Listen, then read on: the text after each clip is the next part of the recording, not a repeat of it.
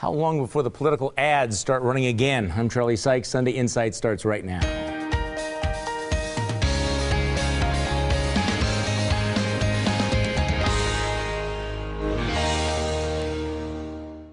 Good morning and welcome to another special edition of Sunday Insight, our second year in review show. Last week we looked at the biggest stories and the issues of the year. This morning we look back at the people of 2014.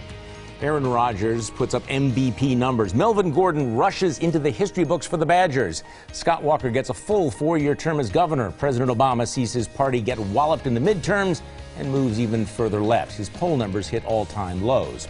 Hillary Clinton stumbles out of the gate with a book tour that did not go exactly as planned. Jeb Bush becomes the first Republican to jump into the presidential race. Locally, some big names depart. Bud Selig retires as baseball commissioner. Congressman Tom Petri retires, clearing the way for Glenn Grothman. Ray Rice and Adrian Peterson force the NFL to confront the issue of domestic violence. The NBA bans Clippers owner Donald Sterling after he's caught on tape making racist remarks. Comedian Bill Cosby falls from grace after multiple allegations of sexual assault. In Milwaukee, Sheriff David Clark is re-elected. Waukesha County DA Brad Schimmel is elected State Attorney General. And joining me on our panel this morning, Defense Attorney Dan Adams, former State Representative Michelle Litchens, political strategist Linda Bruin, and the managing editor of RightWisconsin.com, Colin Roth. Okay, let's start with the biggest winners and losers of the year. Who had the best year? Who had the worst year? Break it down nationally and locally. Dan Adams. Nationally, Elizabeth Warren and Rand Paul. Yeah. They are on the same coin, different sides of occupying the anti-establishment little guy wings of their parties. They are both taking on the same tact of attacking big business and big government and crony capitalism. Locally, it's Sheriff Clark. I mean, he had a huge target on his back, and he won in big ways. The losers, Harry Reid losing 9 seats in the Senate, losing all his clout in the leadership. And locally, I hate to say it, but my friend John Chisholm had a terrible year. He has no constituency at this point, having really PO'd the right and the African-American community. Yeah, but he's going giving lengthy interviews to the Shepherd Express for whatever reason. Michelle Litchens. Nationally, I think we had the non-white male Republicans that were big winners. We had Joni Ernst, we had Tim Scott, we had Mia Love. I think we had major success all across the country. Nationally, the losers, I mean, the president obviously was a big loser this time. Harry Reid was a big loser this time as well. Locally, Brad Schimmel. I mean, look at that race. Their name ID was not very high before that election happened, yet Brad Schimmel won clearly. And at the same time, I think the loser was Susan Happ, and I certainly hope that there's either a recall for her as district attorney or she is not reelected again. Okay, Linda Bruin. Well, best year locally to me is Paul Ryan for getting exactly what he wanted in 2014. He's the incoming chairman of the House Ways and Means Committee, and he didn't have to go through an expensive, divisive re-election campaign to get it. I think worst year locally, unfortunately, in the last few months, it's been the Badgers. They lost their coach unexpectedly, and then the 59-0 loss to Ohio State was a problem. Obviously, I hope the new coach will help there. Best year nationally, I think it's Mitch McConnell and the establishment Republicans. They trounced the Tea Party's attempts, or stopped all the Tea Party's attempts to unseat incumbent Republicans in the Republican primaries, and then they had the blowout November elections. Worst year nationally, from the Republican side, the Tea Party, from the Democratic side, the president. Okay. I'd agree that Mitch McConnell had a great year, and I think Reince Priebus, as RNC chairman, had a pretty good year, kind of running the table nationally. I think foreign policy hawks, after 8 years of Bush and kind of neoconservative falling out of vogue, this year, as a lot of global crises have emerged out of a vacuum of American power, I think there will be a resurgence of kind of foreign policy hawks. I think the media had a really bad year, from the Rolling Stone story to various instances where they didn't ask tough questions and got outfoxed by different areas, and cable news's obsession with various crises, from the Malaysian airliner to Ebola. I think the media had a really bad year. It's one of my biggest losers. You know what, I want to give you the flip side to that. The alternative media, I think, had both locally and nationally had very, very good years. Now, who are your local guys? My local guys, I would say, I'd say Glenn Grothman was a great winner this year for having the guts to challenge Tom Petri and then to ultimately win.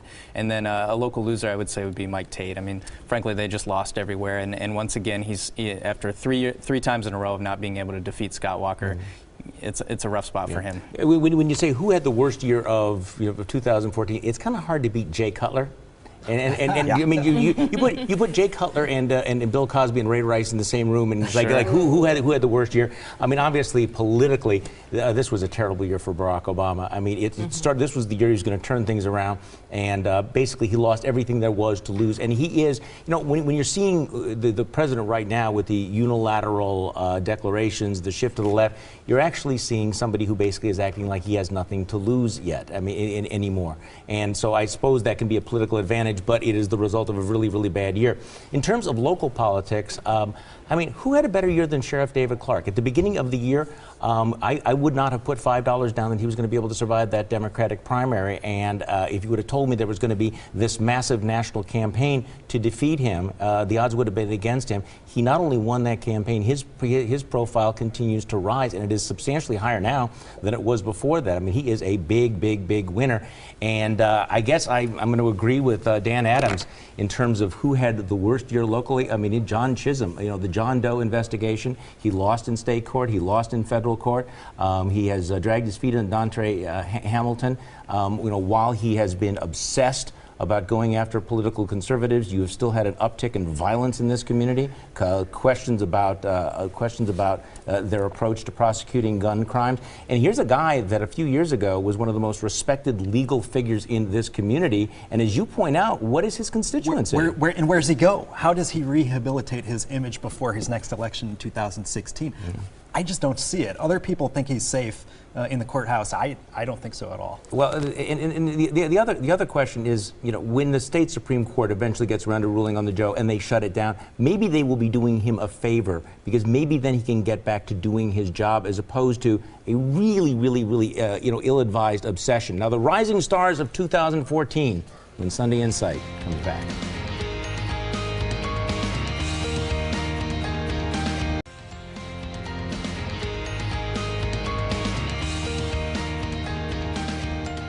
Both nationally and locally, there were fierce debates over gay marriage, police community relations, and immigration. Millionaire Mary Burke fell short of her bid for governor.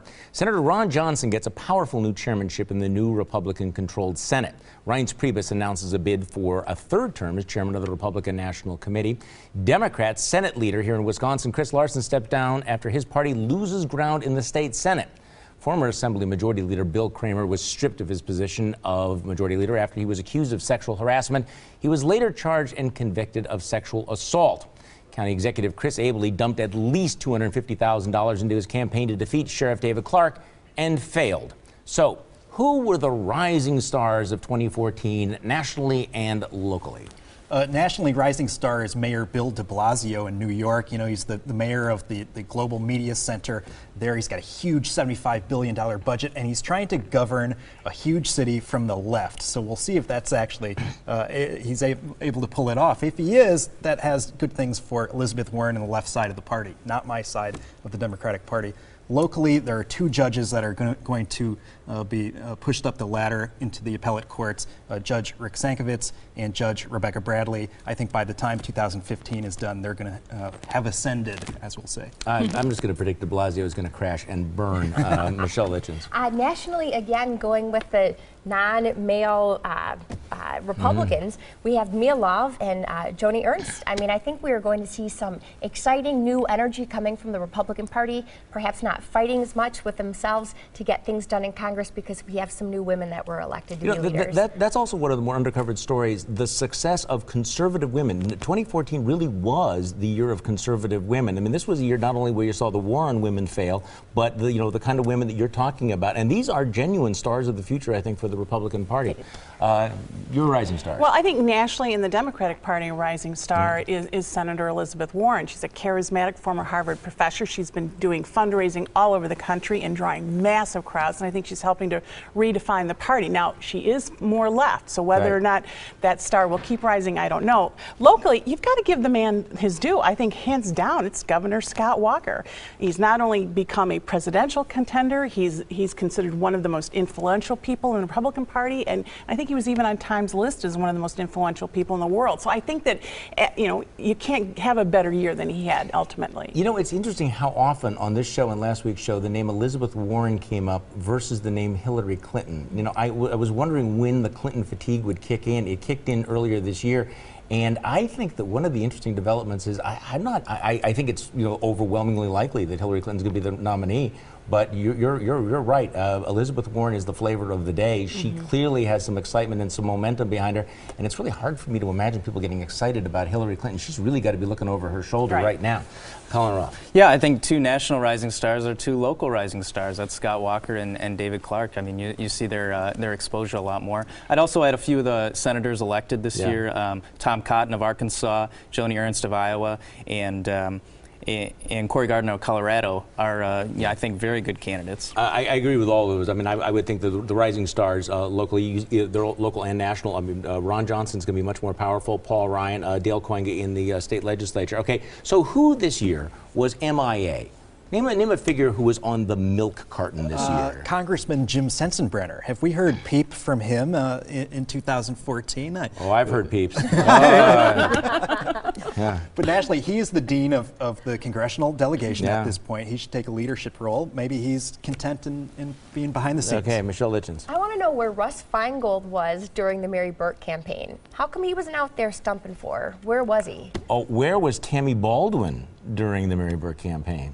Yeah, that's interesting. Okay. MIA, who was on the milk carton? I picked the entire 113th Congress whose term is ending.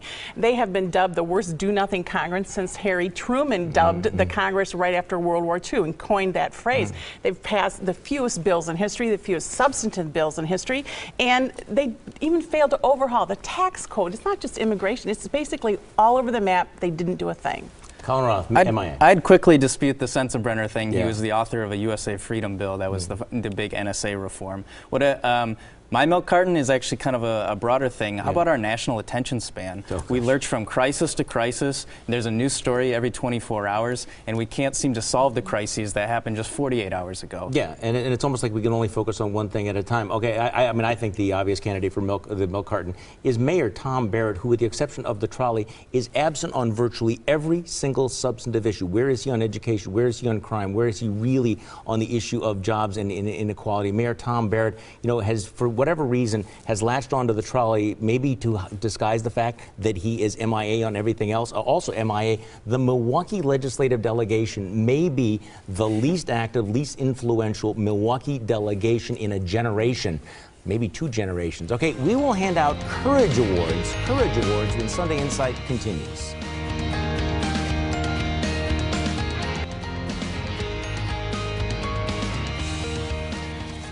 In 2014, we said goodbye to actor Philip Seymour Hoffman, Joan Rivers, Mickey Rooney, Packer great Fuzzy Thurston, Robin Williams, Shirley Temple Black, and Milwaukee Judge Ralph Adam Fine. Waukesha County Executive Dan Vracas announced he was stepping down, and Senators Dale Schultz and Mike Ellis both called it quits. So let's hand out some more year-end awards. Now, single out somebody who deserved a Profile in Courage Award for the year. Oh, you all are gonna love this. Okay. Mary Burke. Yeah. I mean, she knew she was entering a race Sacrificial lamb. that she would not win. However, in early October, she was neck and neck. She was tied, and Republicans were scared at that moment. She ran with dignity and grace, and I think she has the respect of the Democratic Party and a lot of Wisconsinites. If only she'd had a resume. Yeah. Okay. Even a monkey was tied with running against Scott Walker last fall. But my person of courage was Michael Lutz. I mean, he really went out on a limb. He was the whistleblower for John Chisholm. For John Chisholm, exactly, and called him, said that Chisholm was out there for all the wrong reasons, doing what he was doing, and he tried not to be outed, but he was, and he stood there with dignity, and he took it. Yeah, this is the former Milwaukee police officer who worked with Chisholm and said that, told the story. In fact, he was the first person to tell the story of the fact that John Chisholm's wife was not just a union member, she was a union official, and the response to that was both Chisholm and the media went after him hammer and tongs. Okay, Courage Award. Well, my Courage Awards goes to the more than 700 foreign healthcare workers and scores of West African healthcare workers who risked their lives treating patients with Ebola. More than 315 of those workers have already died. Colin Roth. I'll say Paul Ryan for taking on poverty. It's been you know, to engage an issue in a community and a constituency that hasn't been, you know, that the Republican Party has struggled to message and talk about and offer solutions. I think it was very bold. He took some heat. I'm glad he did it. Okay, it is kind of hard to top the Ebola doctors, but I'm going to come close to it. Being a conservative professor on a left-wing campus, my Courage Award would go to Professor John McAdams, the Marquette University political science professor who for years has been speaking truth to power at Marquette University, and he writes blogs that are critical of leftist ideology on campus. And last week, he was stripped of his teaching duties, and he was banned from campus for writing a blog. It tells you how gutsy you have to be, even as a tenured professor, to be a conservative on a left-wing campus. And Marquette University apparently is a left-wing campus. Okay, who deserves this year's Miley Cyrus Award for the most cringeworthy performance by a person in the public eye? Dan Adams. Well, can we give it to Miley Cyrus? No, yeah. It clearly goes to Mike Ellis, the state senator from Neenah area. You know, here's a guy who was in office for years and years, had built up a lot of influence and cred, and to come out being in a bar after a few too many pops, basically scheming out loud about how to break campaign finance rules, that was cringeworthy. Cringeworthy. Michelle, I think we've kind of come to expect this, but Rick Perry saying that running for office isn't an IQ test. Maybe it's not an IQ test for him, which is why we're not voting for him. But. Ooh, wow, okay. To me, the worst still today is the February video of Ray Rice beating his wife in the elevator. You don't get much worse than that. Yeah.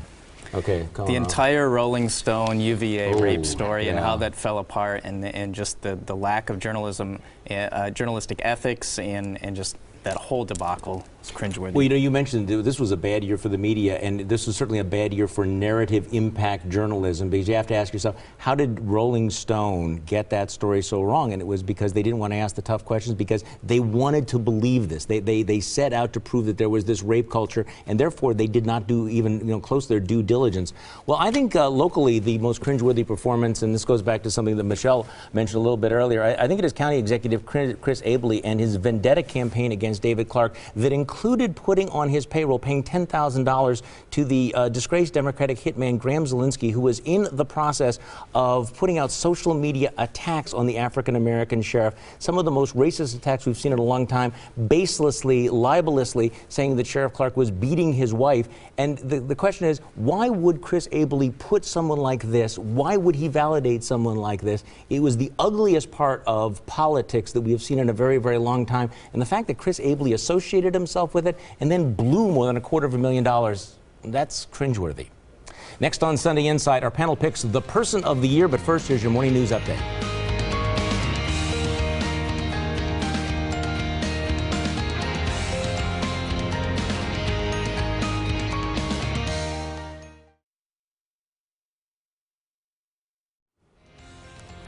Time magazine named the Ebola fighters as its persons of the year. Pretty good choice, but not the final word. To wrap up this year in review, I want the panel to pick a person of the year, one national, one state or local. Dan Adams. Pope Francis. I'm not Catholic, I'm Presbyterian, but he really appeals to me and basically everybody we know as a unifying figure, really trying to focus the message of the Catholic Church based on the universal idea of God's love. Locally, I have to say it's the new Bucks owners. They came into town, purchased the Bucks, and injected not only capital in the promise of capital, but also vision, optimism into our city. They're just great. Michelle Litchens. I have to say the new Senator Tim Scott is my person. South Carolina. New senator-elect. He is a self-made man. He's a black American that is running. I mean, he's doing everything right, yet the NAACP is still giving him an F and not recognizing him as a black senator. So I think he has outstanding things ahead of him.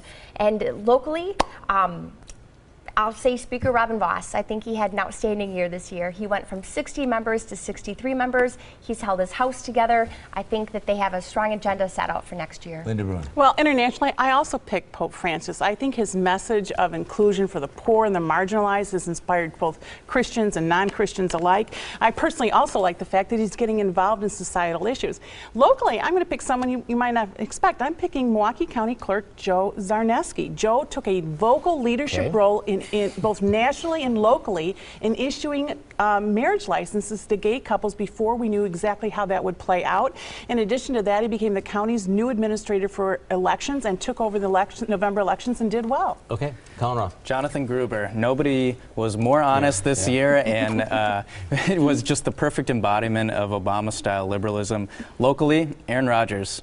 He's just killing it this year. And is there anyone more loved or more popular in the state of Wisconsin? No. The answer would be no. The person of the year, the way Time Magazine does it, it's not necessarily an endorsement. It's like who had the greatest impact, for good or evil, whatever. And I think it's pretty obvious. At the national level, you cannot talk about national politics, national current affairs without talking about Barack Obama. Everything revolves around him. And locally, of course, this is the same thing. It is Scott Walker, who is reelected his third time in 3 years and in 3 elections. You can't talk about national politics without talking about Barack Obama. You cannot talk about state politics without talking about Scott Walker. These are obviously dominant figures in their spheres. Thank you so much for joining us. Have a great week and a very happy new year.